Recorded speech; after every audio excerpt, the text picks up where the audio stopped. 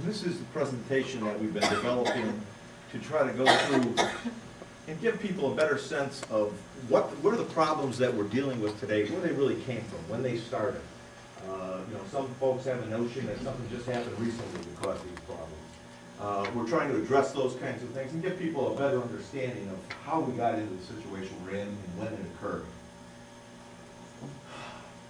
This pie chart basically shows the deficit we're dealing with. From 2003 2004, we had about $1.7 million deficit, and that's this piece here. In 04-05, we had about a $2.3 million deficit. That's this piece right here. In 05-06, about a $2 million deficit. That's this piece. Our 07 deficit is right here, 77,000. Our 08 deficit is right here, 400,000.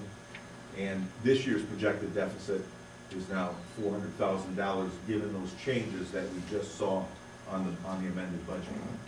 So basically, 80% of the total deficit we're dealing with occurred in 2004, 2005, and 2006. And unfortunately, that's the deficit that's in effect we're continuing to have to deal with, and that's the deficit that we have to pay back. Again, we've seen this chart before, but it basically shows when we went negative. That happened in fiscal year ending 06. That's when our fund balance went negative because of these continued operating losses. You'll notice the size of the operating losses in 04, 05, and 06. And at the end of the 06 year, we went negative. We're projecting at the end of this year to be about $2.7 million negative. That's an important factor because for those of you who recall or have seen the state's memo, they want to see that number under $3 million. If we use the deficit elimination plan forecasting, and if we basically just project out our revenue and change nothing else on the expense side, this would show what our deficit would grow to by the 2011-2012 year.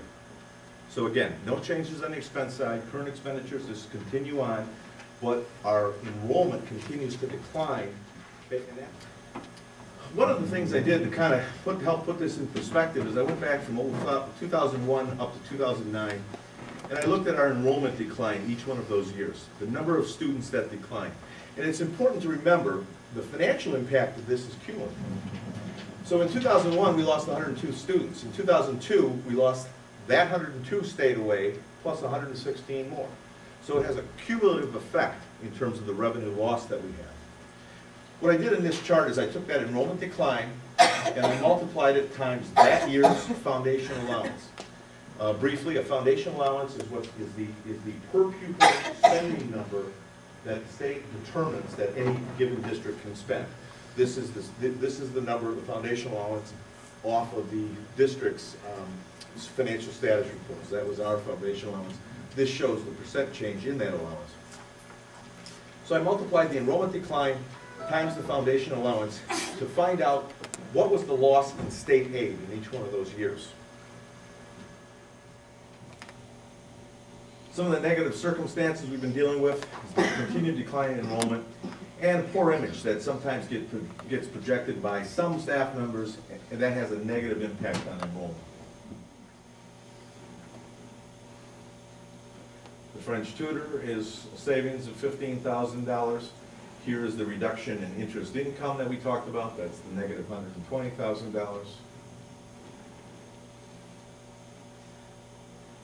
This $25,000 is that reduction in overtime expense. We also have some reduction in function code 219 for pupil support for the elimination of the sheriff's contract. The actual savings that we're looking at. In addition to that, up to this point, we've had an option where we have provided transportation for the open enrollment within the district. And it's been estimated by the transportation folks that they spend about 15% of their time and effort jetting students from one area to another within our district. So the plan here is that we'll still have open enrollment, but transportation will be the responsibility of the parent.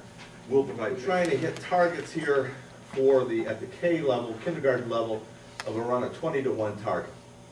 For grades 1 through 3, we're trying to have about a 24-to-1 target. For grades 4 through 5, a 26-to-1 target. And for grades 6 through 12, a 30-to-1 target. In addition to that, for the 09-010 year, we will have to deactivate one elementary building. The total savings expected for that is about $361,000. That is part of the plan, the deactivation of one elementary in the 09-010 year. Obviously, this begins the process. We'll have to work together with the administrative staff and with everyone really to find out and determine what's going to be the best plan to come up with to recommend as part of our budget for next year, in terms of determining which buildings, those kinds of things.